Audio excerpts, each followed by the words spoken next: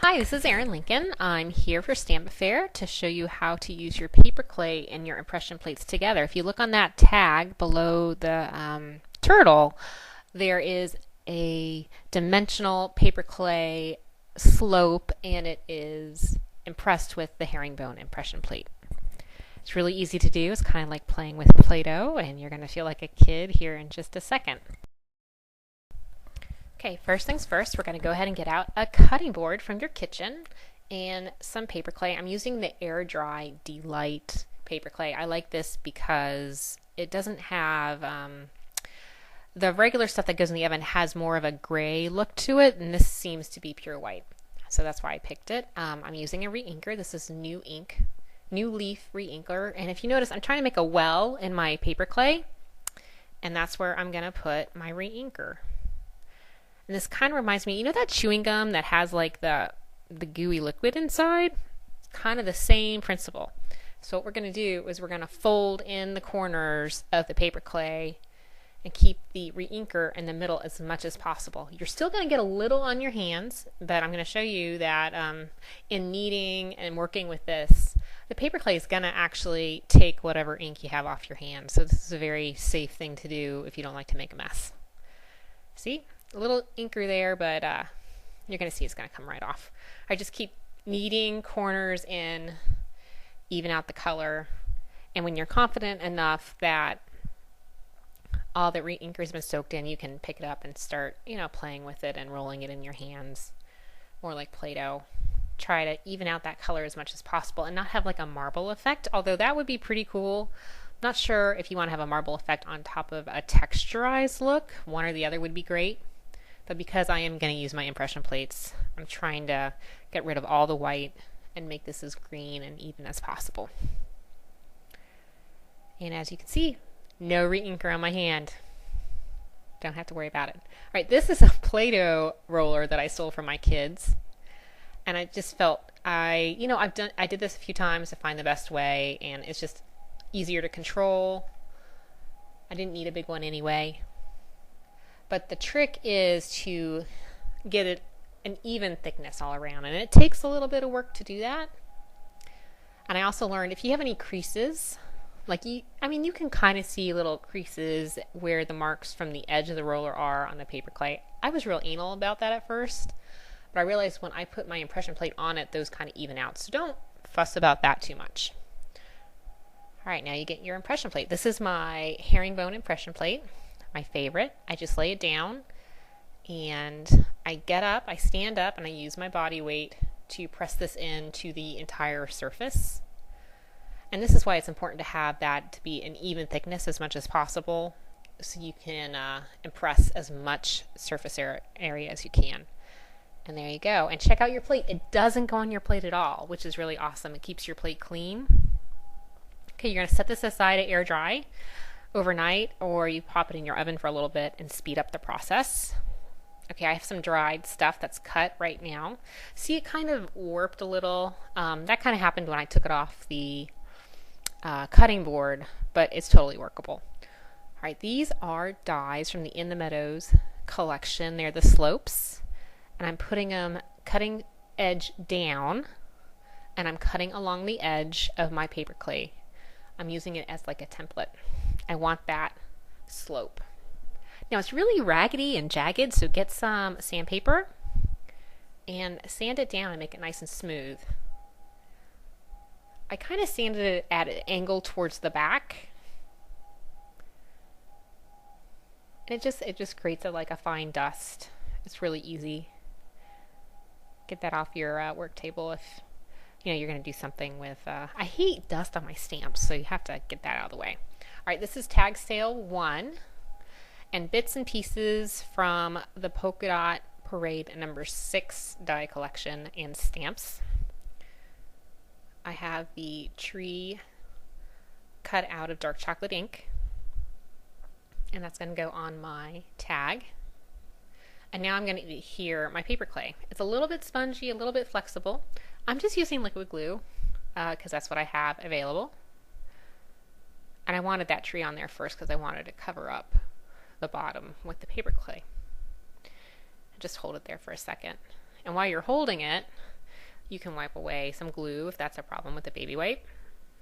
Now you just get your scissors and cut it right along the edge, using the tag as a template at this point. And of course it's going to be raggedy and it's going to look horrendous.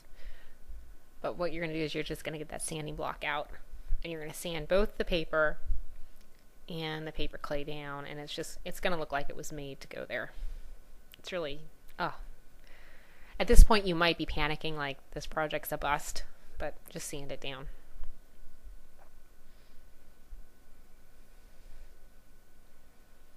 And the whole time, the glue is kind of activating, and so you're using your hand as a clamp to kind of keep the paper and the paper clay together. Again, I sand kind of at an angle towards the back.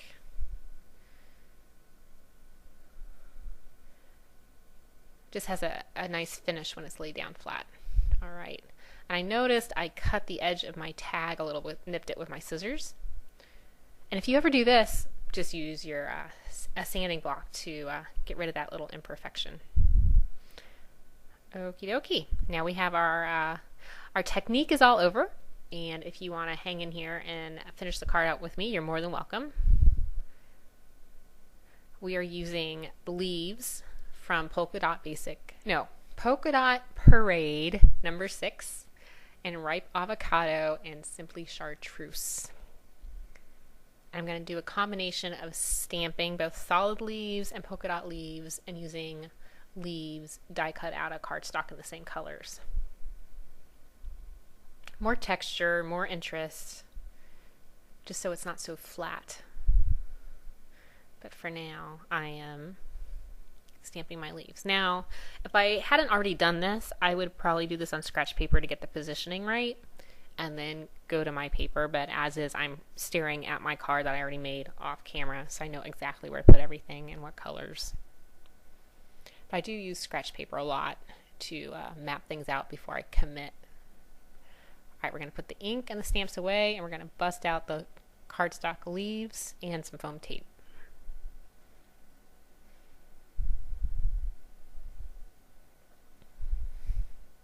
This is a Lizzie Jones tip, is to use foam tape, and you can custom cut your dimensional adhesive. So she only buys one. It's kind of a handy thing to do. We're just going to put one or two on here and then kind of skip ahead in the interest of time. It's a little finicky, takes a little bit. Here we go, and as you can see, some are inked, some are die cut. Adds interest all around. Okay, now we're busting out Tremendous Treats Birthday for that turtle, which I have die cut in Simply Chartreuse. And I'm going to be using my Copic, so I'm pulling my Memento ink. I think the color is Rich Cocoa.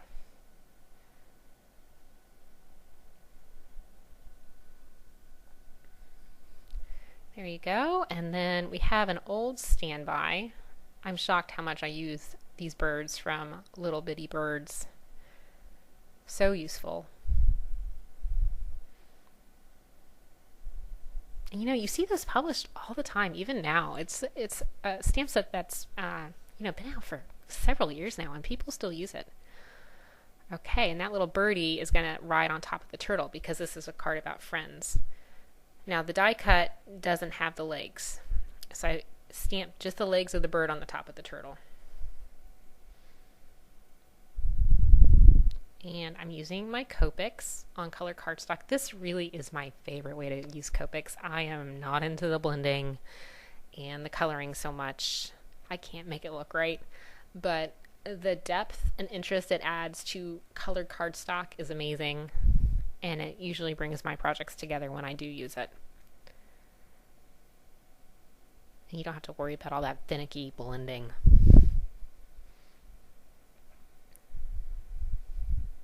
I just pulled some light greens, 3 different colors, and then there's like a Hawaiian shore color for the wing of the bird, because I'm using a Hawaiian shore cardstock die cut a little later on, and I wanted that to work in, and that's why I chose the Hawaiian Shores color for the bird wing.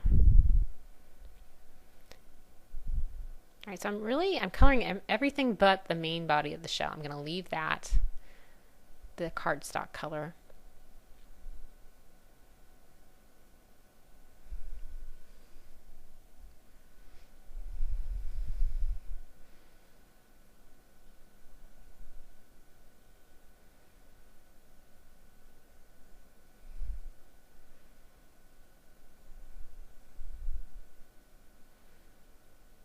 And just getting the polka dots there on the shell with a darker color green. Okay, now we're going to put these on our tag. And I'm using that liquid adhesive again. It's a Scotch Brown, I think it's quick dry adhesive. That's what I have handy. And that'll glue that turtle right onto the paper clay. Now here's the tip. You're going to have like extra little pieces of paper clay around. Cut yourself a little bit to act like a dimensional adhesive. Now I want to elevate this bird at the same plane as the turtle, which is resting on that dimensional paper clay. So it makes sense I would use the paper clay that's the same thickness to elevate the bird, like a pop dot. And it's just lying around. You might as well use it, right?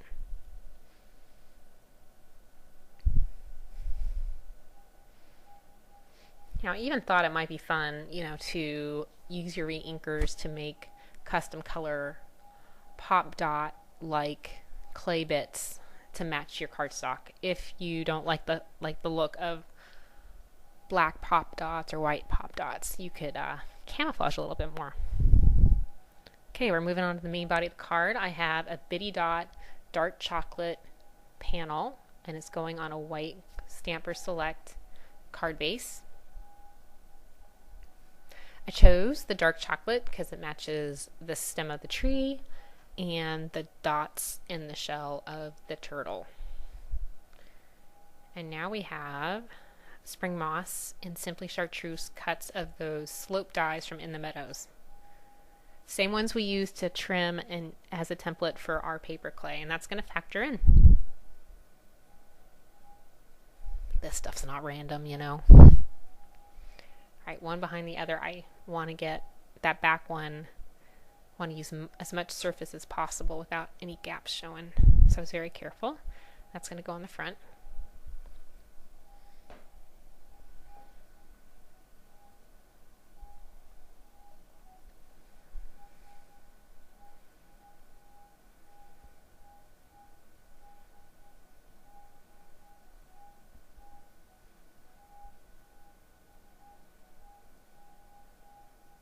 There we go.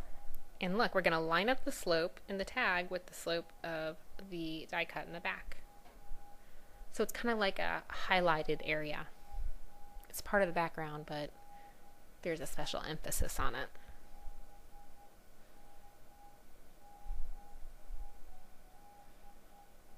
There you go. And we have our bird and turtle friend going very slowly on some adventure. Okay, now we add our sentiment, and this is Hello from Wonderful Words Hello, released in February, and that's in Hawaiian Shores Hawaiian Shores cardstock, which matches the wing of the bird. And this is the word friends from Flutter by Friends stamp set. Hello, friend. And just a matching ink color to everything else I used. You want to keep, I didn't want to use a different brown. I wanted to keep everything consistent. And we're going back to Polka Dot Parade number 6 with the leaves. And we're going to kind of accent that word friend in the same way we accented the tree. With leaves stamped in ripe avocado and Simply Chartreuse, and then little die cut leaves too.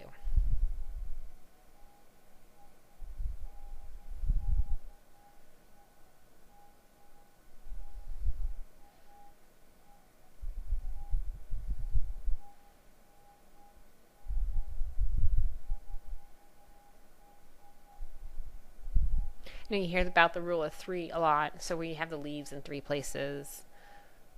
We have the browns in 3 places. You know, just following all that stuff through.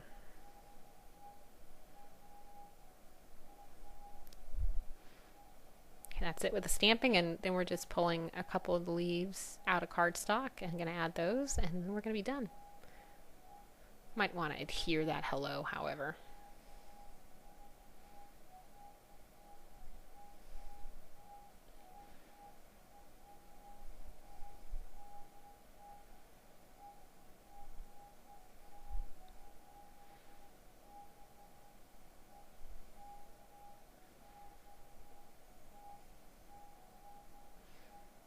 I've said before, I use this adhesive just because it's handy. I'm not really sure I like it. Sometimes I have a lack of success because I smear the glue and it's shiny, and I hate that. But so I wouldn't recommend using liquid glue. It's just what I had on hand. And there's some simply chartreuse leaves to match the tree and the turtle. And we are wrapping it up. We're almost there. You hung in with me for this long card making process.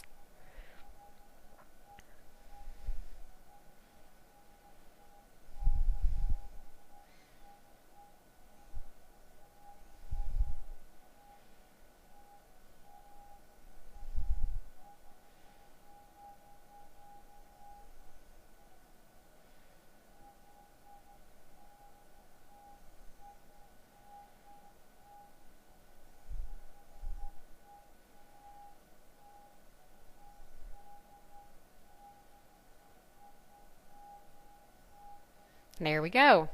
All those finicky pieces are done. Yay. But you gotta do it. And there's our original card with some twine there on the tag. I didn't have any. I didn't want to run upstairs and finish the card up.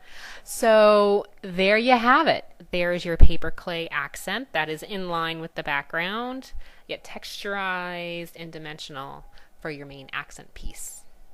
So go ahead and give it a try today for Stamp Affair, and you'll feel like you're playing with Play-Doh and have lots of fun, just like a kid. All right. Thanks for joining us. Bye-bye.